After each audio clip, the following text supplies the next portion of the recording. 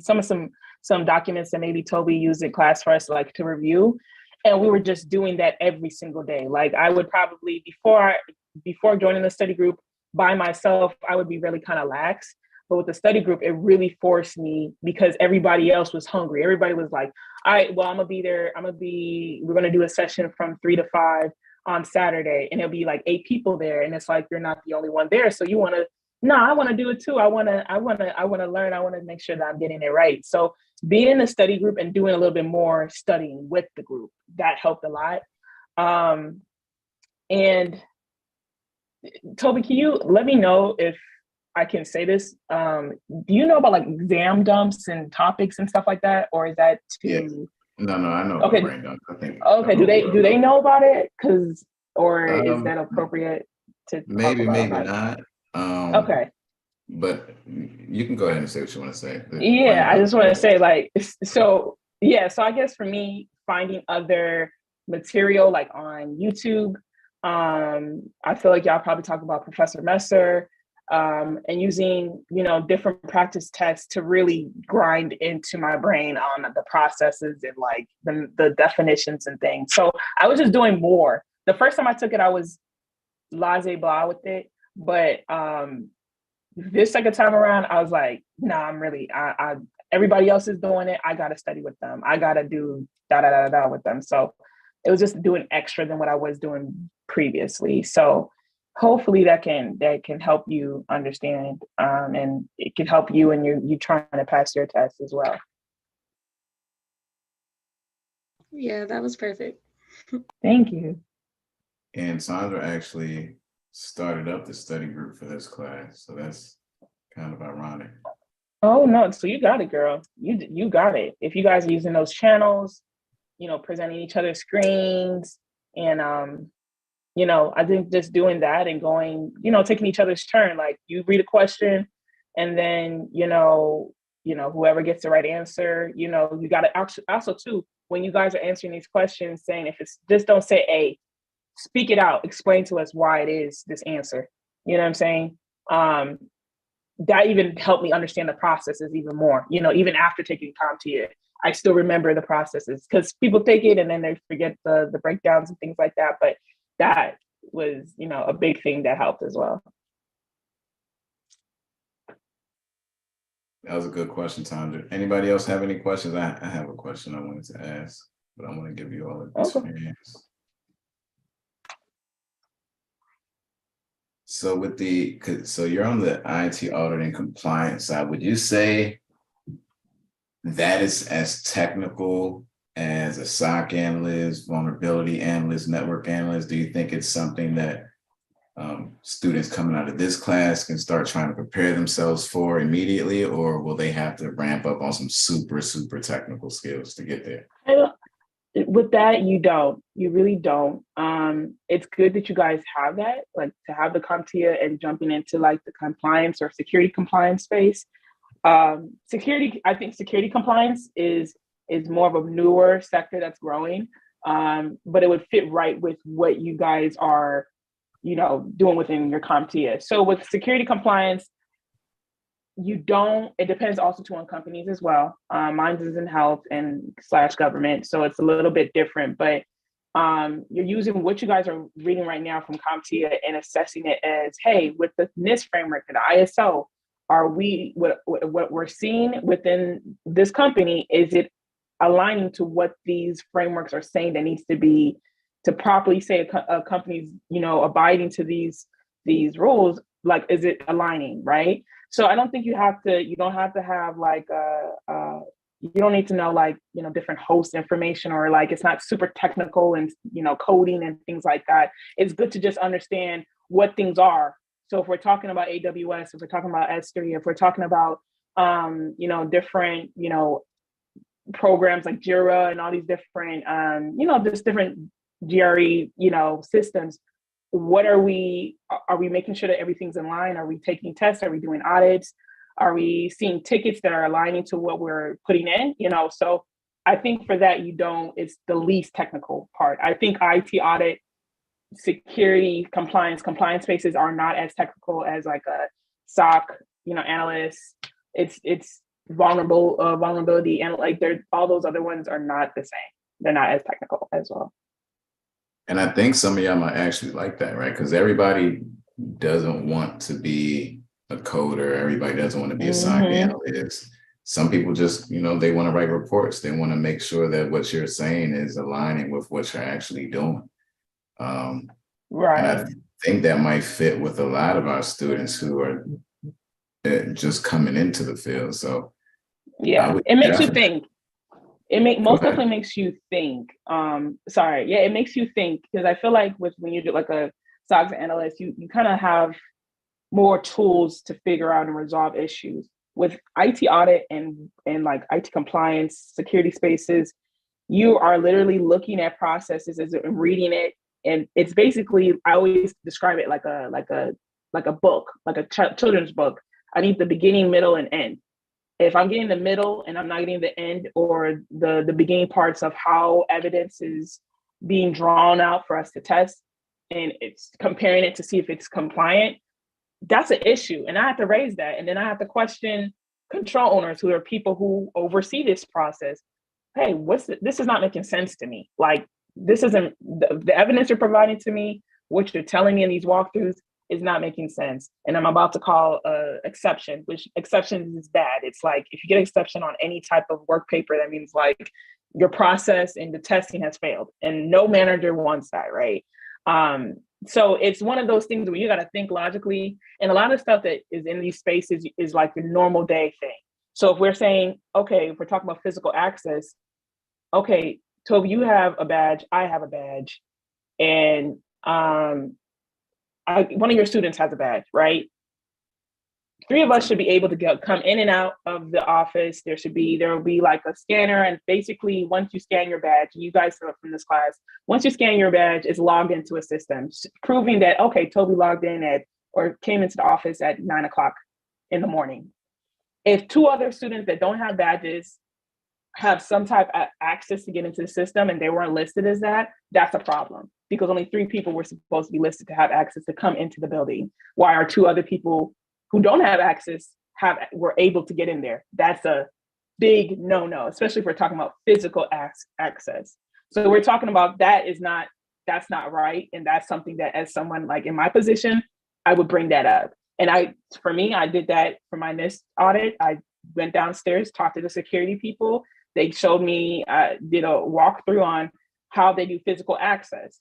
So it was really cool to be able to do that downtown. This is a big company downtown. They showing me their physical, the way that they scan, where the logging system is, when's the last time it's been updated, and when's the last time it's been backed up. It gets to those type of levels, and you see it every day, but you just really don't notice it in the IT perspective. So that's where that's what my job is to be doing. Man, that's incredible. And you're working directly with the CISO or the CIO.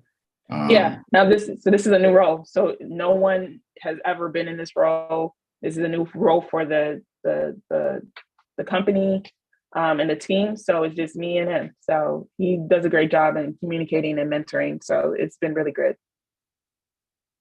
Y'all, if you have any questions, please do not be afraid to hit her up. Okay, she is.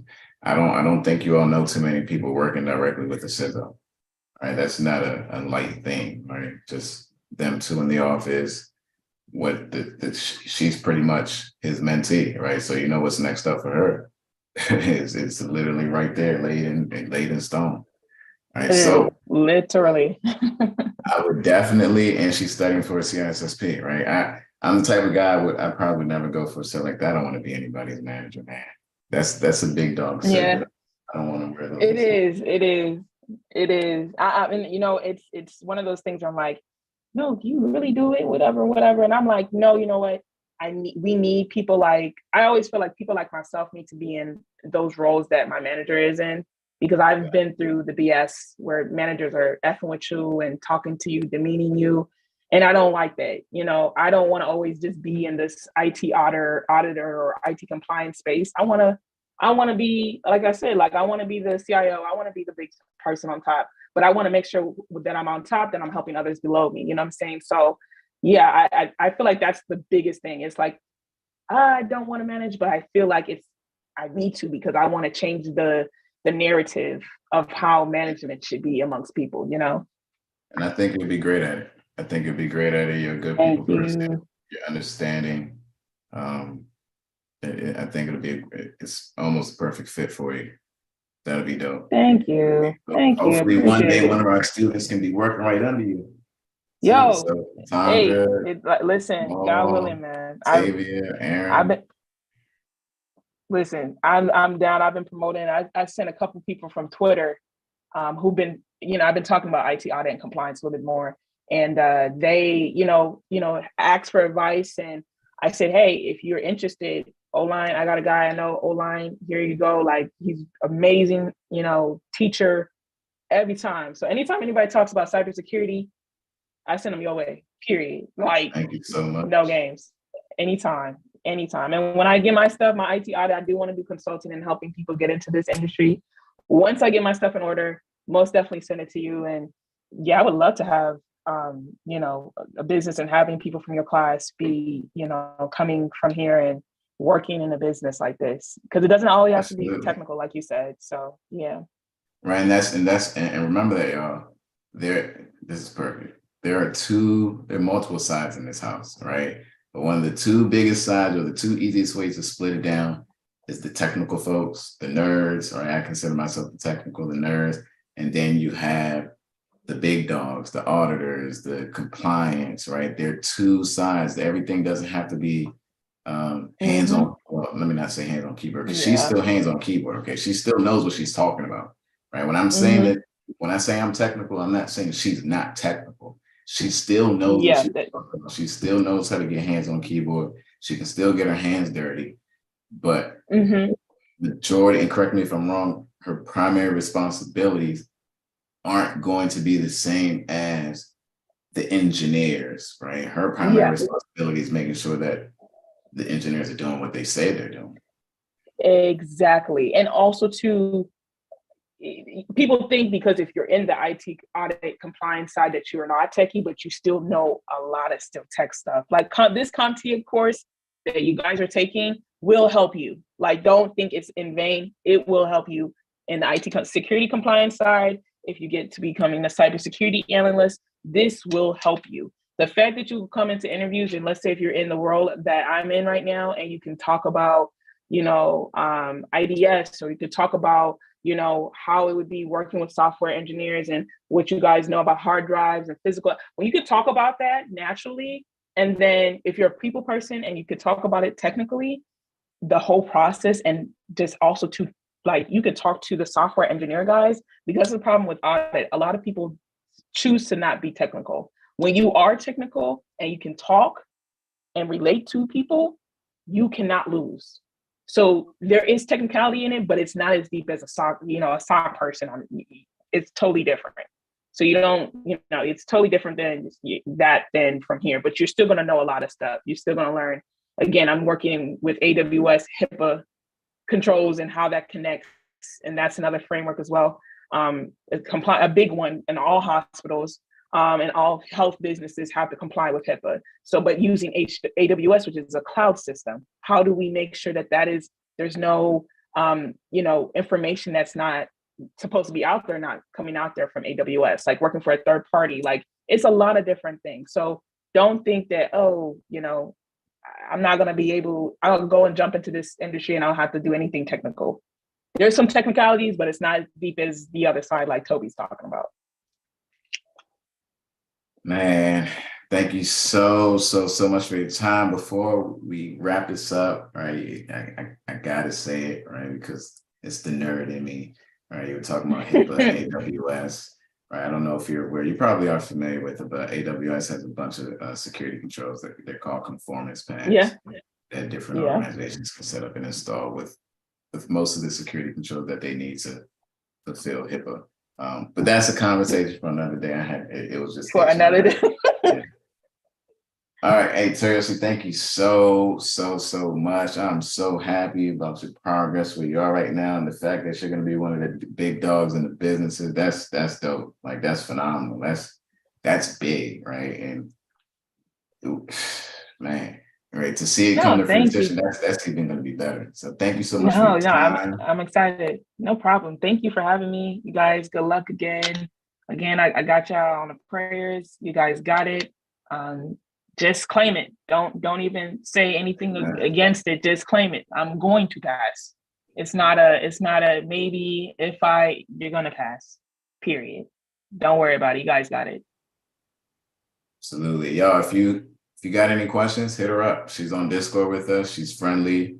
Be friendly when you hit her up. And keep in mind that she is working with the big dog. So yes, so please. if I come with delayed, if I'm delayed with responding back, please forgive me. A lot of stuff is moving, but I'm 100% here to help and assist. So yeah.